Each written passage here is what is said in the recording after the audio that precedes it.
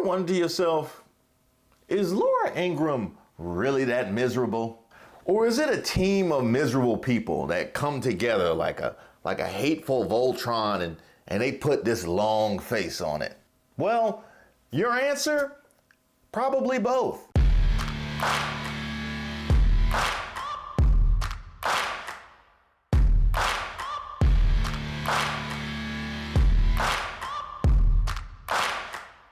Welcome to a special edition of Racist of the Week, where we expose the stupidity and hypocrisy of discrimination in hopes we can build a more perfect union. And as always, laugh. As usual, I would like to thank today's sponsor, Racism. And don't forget to like and subscribe to the page, and definitely leave me any possible suggestions for nominees in the comments.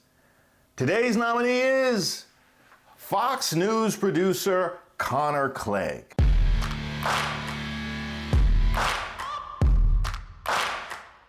You ever wonder to yourself, is Laura Ingraham really that miserable? All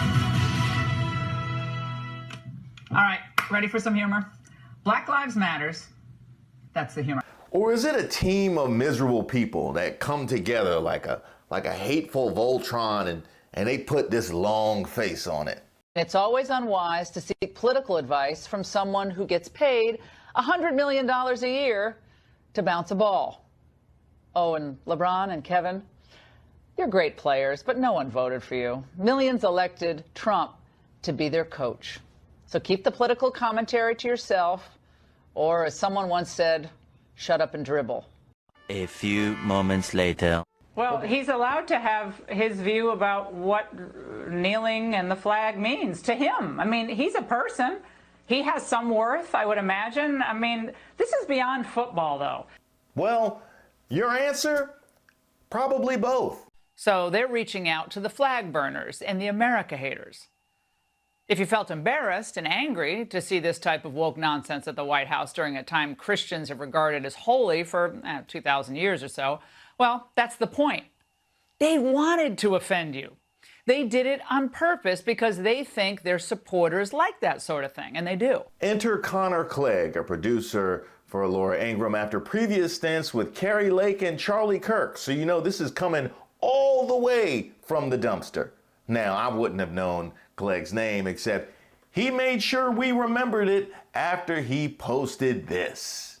Just had a parking enforcement officer who barely spoke a lick of English attempt to load my car onto a tow truck because I was allegedly blocking some type of very important alleyway where I was parked.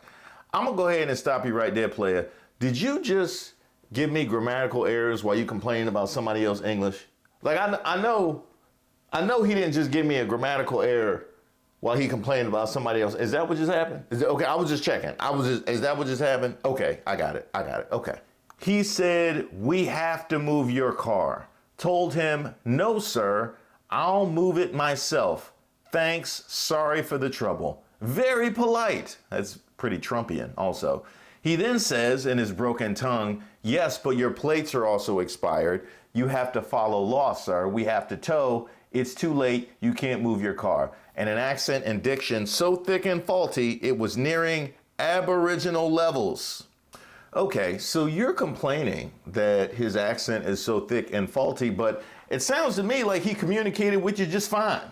Yeah, it sounds to me like he communicated with you just fine. So I'm trying to figure out exactly what the issue is. And also, kudos points for bringing Aborigines into it. I proceeded to get in my car and leave because as someone descended from those who form the very concept of law he meekly was attempting to enforce, that is my birthright, and there's not a damn thing a foreigner with a tin badge and poorly tailored pants can do to stop me. What happened to just comply? What happened to just comply? Why don't you comply? I mean, what is so hard? Why don't you just comply? What happened to Back to Blue? I could have sworn it was Back to Blue yesterday, right? Yesterday was Back to Blue, and today it is I am descendant from those who form the very concept of law he meekly was attempting to enforce. So it sounds like he was honoring your forefathers that you are disrespecting by all of this. Okay. Now let's get into what he's saying here. Okay. He's saying, as someone descendant from those who form the very concept of the law he was meekly attempting to enforce, that is my birthright. So basically your whiteness, right? Your whiteness supersedes his badge, right? Because you are a descendant, right? So your whiteness supersedes his badge. So it's pretty much back the blue unless he's brown. Is that what it is? Back the blue unless he's brown. I got it. Okay, I got it. I'm just making sure. I'm following all the dots here. How we got to the point where foreigners are given the privilege to enforce this nation's laws unto citizens is beyond me, but I've had damn near enough of it. Now, either you are telling me that there are folks who are non-citizens who are given the ability to be able to give you tickets and tow your car, or you are telling me that you don't believe in minority cops. Like you literally can only follow a white cop. And I wonder if you would even follow them because even from a white cop, you still are descendant from those who form the laws that he's meekly trying to enforce, right? You can respectfully reason your way out of trouble, at least out of parking violations with a fellow countryman. I've done it dozens of times in my life. I'm sorry. Did you just admit to me that you talked your way out of dozens of parking violations? Do you know how many violations you have to get to talk your way out of dozens? I have received parking violations. I've never talked my way out of one because I've never caught somebody giving me one. You have to get so many parking violations that you are actually encountering the people giving you the parking violations and then talk your way out of it dozens of times. Sir, you are a menace to society. You are a menace to society. I mean, Kramer from Seinfeld didn't have this many tickets. I know who you are. You're the scofflaw. I never heard anything like this in my life. And you could pretty much go ahead and take allegedly out of your first paragraph. I'm going to say, if you talked your way out of dozens of parking violations, I'm going to go ahead and say this was a violation. But a tyrannical foreigner with no concept of Western rights and tradition wielding the long sword of the Leviathan is completely out of bounds. And why we tolerate it as a nation is well beyond me. You know what? Why we tolerate giving badges to Browns. I mean, really, that is pretty crazy. That is pretty crazy. I would like to note for the record, at no point in any of that racist dribble did you dispute that your plates were expired. Like at no point, at no point did you dispute that your plates were expired. And I'm gonna go ahead and take allegedly out of you were parked somewhere you're not supposed to be when you've talked your way out of it dozens of times. So what you're saying to me is that he was doing his job properly, enforcing the rules and the laws that you are descendant of those who have laid down in this fine country of ours, but you can't respect it because he's brown.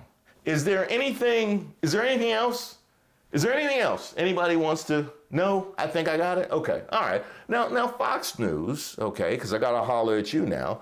How accountable should you be for something like this, right? Because this happened after he was already employed. Like you would never have hired him. Oh, wait a minute. That's not.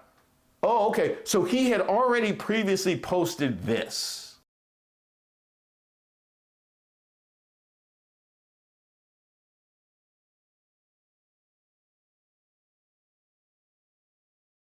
In fact, Clegg was student body president at Texas State University, but was impeached in 2018 after posting racist hashtags in an Instagram post against Asians. Yeah, Fox News, Laura Ingraham, y'all gotta hold this entire L. I have never heard of a college president being impeached. I've never heard of that in my entire life. And think about it. He got impeached for racism. How bad is it to get impeached for racism by a group of people in their late teens and early 20s? That is one of the most offensive groups known to man. And they said, nah, we got to get this guy out the paint. Like, that group said, we got to get this guy out the paint. In Texas. Yes, in Texas. That is who Fox News saw to brought on board. Now, I don't know whether you can say that they just did no background check whatsoever, or maybe that's what attracted them in the first place. You guys can take your pick.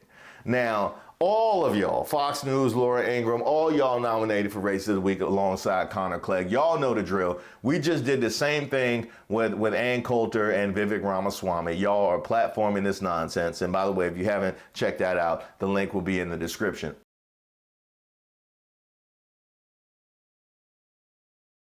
By the way, if you can get a chance to check out my piece on New York Governor Kathy Hochul, who also potentially could get a nomination, make sure you check that out as well. That link will be in the description.